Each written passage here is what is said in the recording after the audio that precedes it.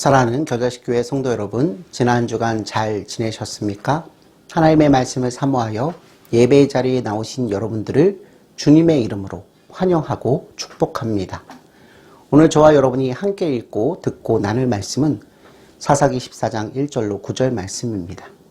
사사기 14장 1절로 9절 말씀은 여러분이 가지고 계신 개역개 전판 성경 구약편 386페이지 즈음에 나와 있습니다. 다 찾으신 줄로 알고 제가 하나님의 말씀을 봉독합니다. 삼손이 딥나에 내려가서 거기서 블레셋 사람의 딸들 중에서 한 여자를 보고 올라와서 자기 부모에게 말하여 이르되 내가 딥나에서 블레셋 사람의 딸들 중에서 한 여자를 보았사오니 이제 그를 맞이하여 내 아내로 삼게 하소서 하매 그의 부모가 그에게 이르되 내 형제의 딸들 중에나 내 백성 중에 어찌 여자가 없어서 내가 할례받지 아니한 블레셋 사람에게 가서 아내를 맞으려 하느냐 하니 삼손이 그의 아버지에게 이르되 내가 그 여자를 좋아하오니 나를 위하여 그 여자를 데려오소서 하니라. 그때 블레셋 사람이 이스라엘을 다스린 까닭에 삼손이 틈을 타서 블레셋 사람을 치려 함이었으나 그의 부모는 이 일이 여호와께로부터 나온 것인 줄을 알지 못하였더라. 삼손이 그의 부모와 함께 딥나에 내려가 딥나의 포도원에 이른즉 젊은 사자가 그를 보고 소리를 지르는지라. 여호와의 영이 삼손에게 강하게 임하니 그가 손에 아무것도 없이 그 사자를 염소 새끼를 찢는 것 같이 찢었으나 그는 자기가 행한 일을 부모에게 알리지 아니하였더라. 그가 내려가서 그 여자와 말하니 그 여자가 삼손의 눈에 들었더라. 얼마 후에 삼손이 그 여자를 맞이하려고 다시 가다가 돌이켜 그 사자의 주검을 본즉 사자의 몸에 벌떼와 꿀이 있는지라. 손으로 그 꿀을 떠서 걸어가며 먹고 그의 부모에게 이르러 그들에게 그것을 들여서 먹게 하였으나 그 꿀을 사자의 몸에서 떠왔다고는 알리지 아니하였더라. 아멘. 사랑하는 성도 여러분, 삼손 이야기는 두 갈래의 사건을 다루고 있습니다. 하나는 삼손이 블레셋 여자와 결혼한 일과 그에 따른 후속 사건들이고 다른 하나는 삼손이 죽을 때에 거둔 큰 승리와 관련된 사건들입니다.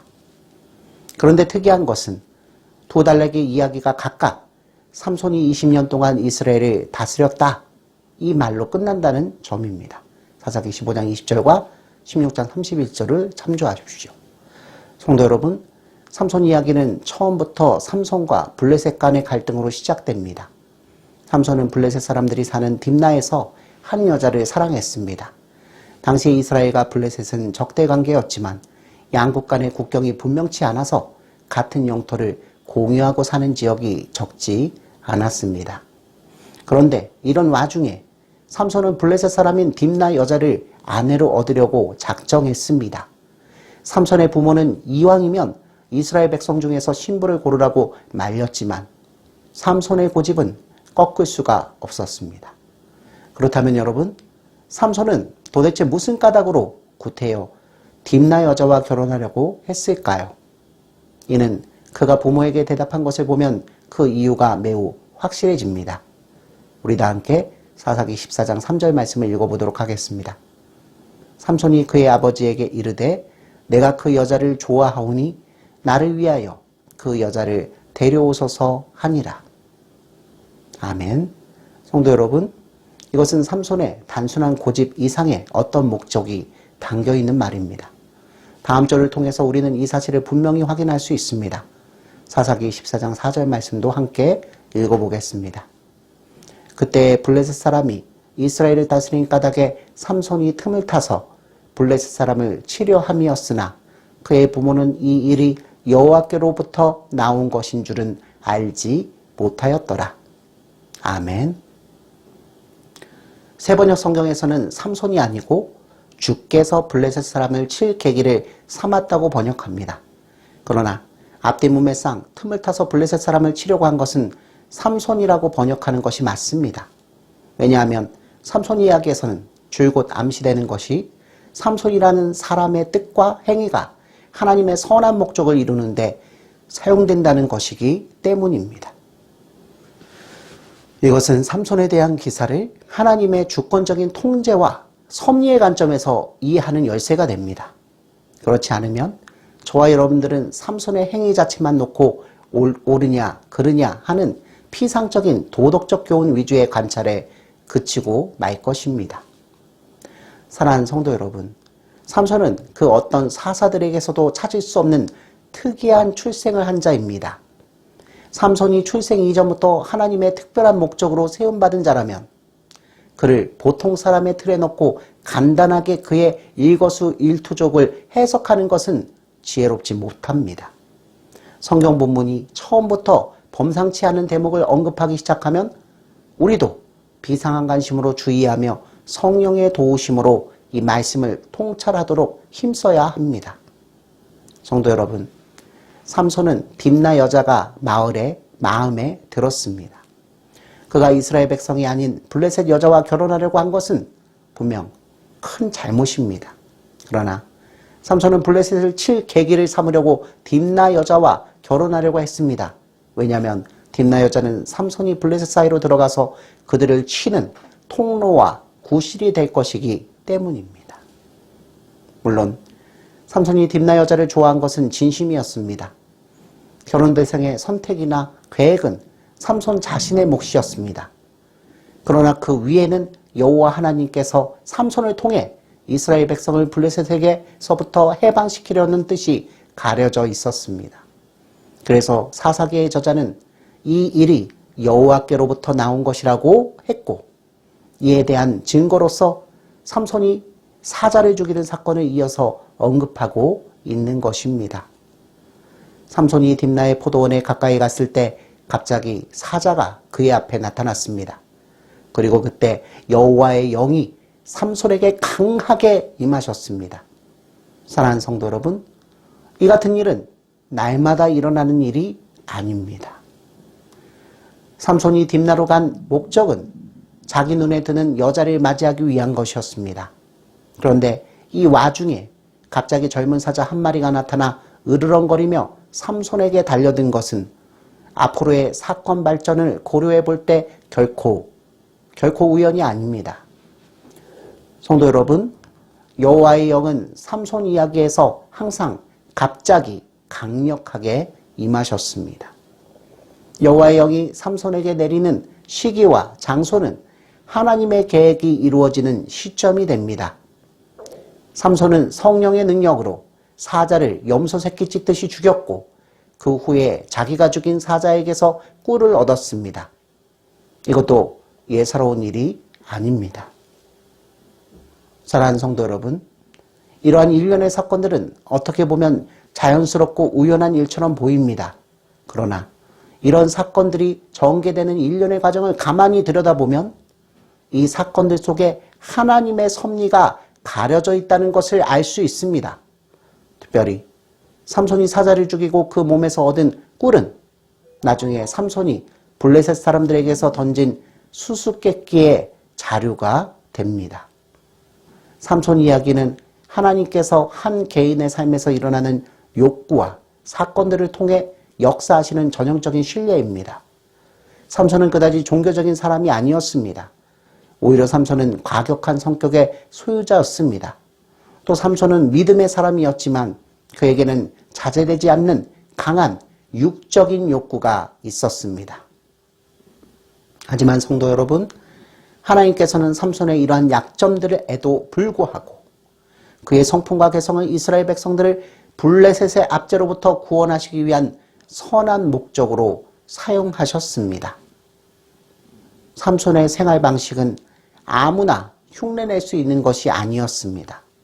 이는 삼손과 같이 두드러진 개성과 강렬한 욕구를 가진 자들에게만 가능한 것입니다. 하나님께서는 삼손의 이러한 독특한 특성을 사용하시어 삼손에게 성령의 큰 능력을 부어주시고는 블레셋의 첫 번째 강탈을 하게 하셨습니다.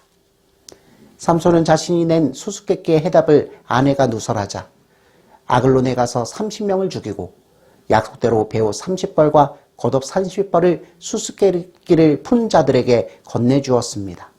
그런데 중요한 것은 이때에 여호와의 영이 삼손에게 강하게 임하셨다는 것입니다. 삼손의 수수께끼는 결혼잔치에 흥을 돋우는 일종의 내기였습니다. 그러나 그가 건 상급은 단순한 여웅의 수준을 넘어서는 엄청난 규모였습니다.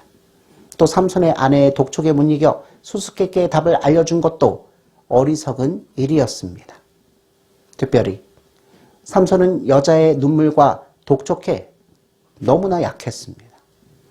이러한 삼손의 약점은 나중에 들릴라의 재촉을 받았을 때에도 견디지 못하고 그녀의 흉계에 넘어가게 합니다. 그러나 하나님께서는 삼손의 이러한 허점들을 섭리하시고 적극적으로 활용하십니다. 사랑하는 성도 여러분, 삼손은 여러 면에서 조심성이 부족했습니다. 그는 자신이 나실이라는 사실을 생각하지 않았고 무묘한 육정에 따라서 움직였습니다. 또 삼손은 죽은 사자의 시체에서 꿀을 따서 먹음으로써 나실인이었던 자신의 몸을 더럽히고 말았습니다. 한편 삼손이 사자에게 행한 일은 아무도 모르는 비밀이었습니다. 삼손은 꿀이 어디에서 나왔는지부터 그 이야기를 부모에게 알리지 않았습니다. 물론 수수께끼도 비밀이었습니다. 그러나 이러한 비밀스러운 상황 속에서 여호와의 영이 이미 작정된 목표를 향해 확고하게 움직이며 삼손으로 하여금 하나님의 목적을 성취하게 했습니다.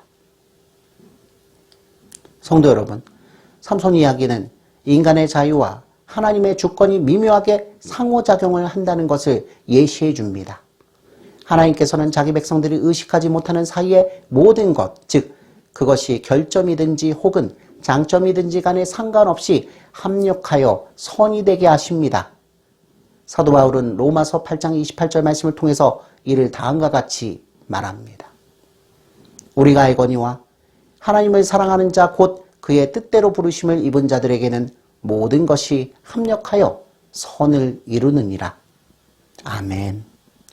우리가 너무나도 잘 알고 있는 인물인 요셉의 경우에서도 저와 여러분들은 하나님의 섭리하심과 인간의 자유로운 행동들이 어떻게 하나님의 작정된 뜻을 맞추어지는지를 볼 수 있습니다.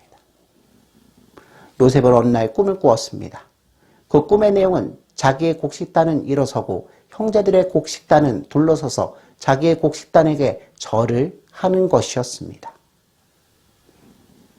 요셉은 또 다른 꿈도 꾸었습니다. 해와 달과 11별이 그에게 절하는 꿈이 바로 그것입니다. 요셉의 형들은 이 꿈 때문에 가뜩이나 아버지 야곱의 편애를 받는 버릇없는 요셉을 미워했습니다. 그리고 형제들은 요셉의 꿈이 실현되어 자기들이 동생을 섬기게 될까봐 죽이기로 작정했다가 계획을 바꾸어서 애굽으로 가는 이스마엘 상인들에게 요셉을 팔아넘겼습니다. 그런데 성도 여러분, 형들의 이런 행동들은 어떤 결과를 가져왔습니까? 요셉의 꿈은 다른 누구도 아닌 하나님께서 주신 계시였습니다. 요셉의 형들은 이 꿈이 실현되지 않도록 요셉을 이스마엘 상인에게 팔아넘기는 악행을 저질렀습니다. 그러나 이 사건 때문에 요셉은 애굽에 가서 총리가 되었고 기근으로 그의 집이 모두 애굽으로 이주하게 됨으로써 출애굽의 구원이 성취되었습니다. 사랑하는 성도 여러분, 하나님께서는 이와 마찬가지로 삼손의 어리석은 행위들을 통해서도 블레셋에 대한 계획을 이루어 나가셨습니다. 삼손은 이스라엘을 구원하기 위해 하나님의 뜻대로 부르심을 입은 자인 것입니다. 그런데 이는 성도인 저와 여러분도 마찬가지입니다. 성도는 우리 구주 예수 그리스도 안에서 하나님의 자녀가 되도록 부르심을 입은 자들입니다. 그래서 성도가 비록 생활 속에서 실수와 그릇된 행위들을 하더라도 하나님께서는 성도의 삶에서 나쁘고 좋은 것들이 합력하여 하나님의 선하신 뜻을 반드시 이루어지게 하십니다. 물론 이 말은 성도인 저와 여러분들이 자신의 약점을 고치거나 조심할 필요가 없다는 뜻이 아닙니다. 하나님의 주권적인 섭리를 오해하면 함부로 살아도 된다는 식의 결론이 나옵니다. 성도 여러분, 하나님께서는 당신의 택한 백성들인 성도가 바르고 거룩한 삶을 살기를 진정으로 원하고 계십니다. 그러나 삼손 이야기에서 우리가 주목해야 할 교훈은 하나님께서 계획하신 선한 구원의 뜻이 인간의 실수나 제약 혹은 어떤 개인의 결점 때문에 좌절되거나 무산되지 않는다는 점입니다. 삼손의 이야기는 전능하신 하나님께서는 오히려 인간의 약점들을 사용해서라도 선한 뜻을 이루시고 만다는 것을 크게 강조하고 있습니다. 사랑하는 성도 여러분, 사람에게는 한 가지 이상의 결점이 분명히 있습니다. 저와 여러분들 모두가 완벽한 삶을 산다면 이는 우리와는 아무런 상관이 없는 별개의 문제일 것입니다. 하지만 우리 모두가 다 알고 있듯이 완전한 인간으로 태어나는 사람은 이 세상에 아무도 없고 또 완전하게 사는 사람도 없습니다. 예수 그리스도를 믿음으로 영접하여 구원을 받았다고 해도 사람의 결점과 약점이 사라지는 것은 아닙니다. 사람의 결점은 죄와 연관된 경우가 많습니다. 결점이 있으면 유혹에 노출되기 쉽고 어둠의 공격을 받아 실족하기 쉽습니다. 이런 까닭으로 사람의 결점과 약점은 누구에게나 후회의 원인이 됩니다. 하지만 성도 여러분, 성도인 저와 여러분들은 이제 두 가지 측면에서 우리의 결점과 약점을 바라볼 필요가 있습니다.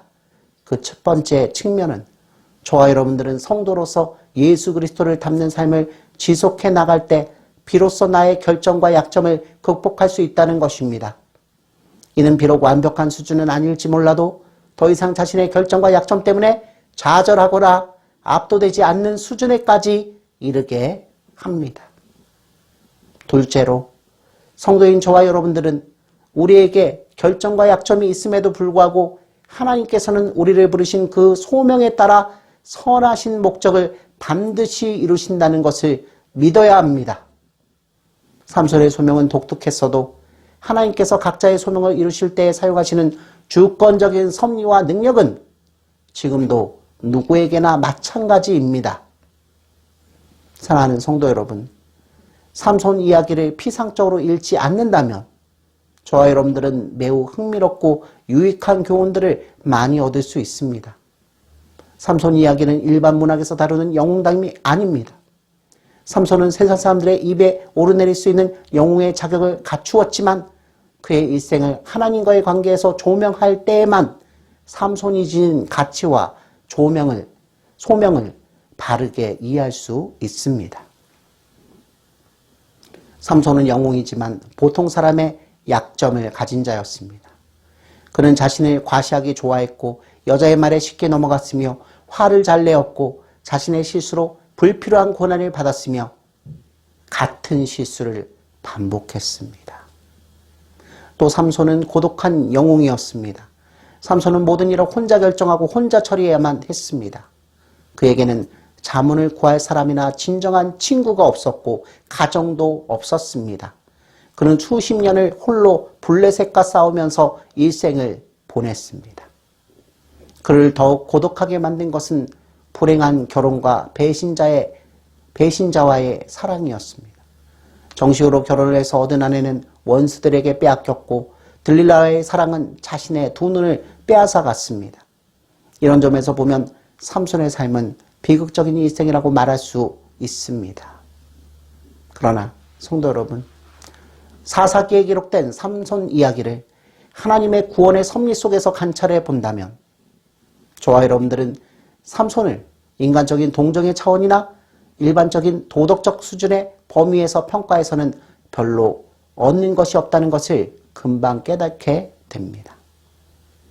삼손 이야기는 한편으로는 우리의 연약한 실체를 보여주고 다른 편으로는 하나님께서 우리의 결점과 약점에도 불구하고 저와 여러분들을 승리의 길로 어떻게 이끌어 가시는지를 분명히 보여줍니다.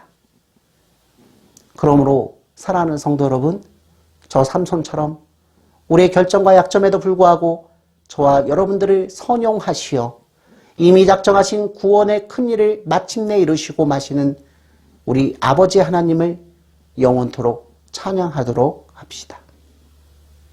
아멘.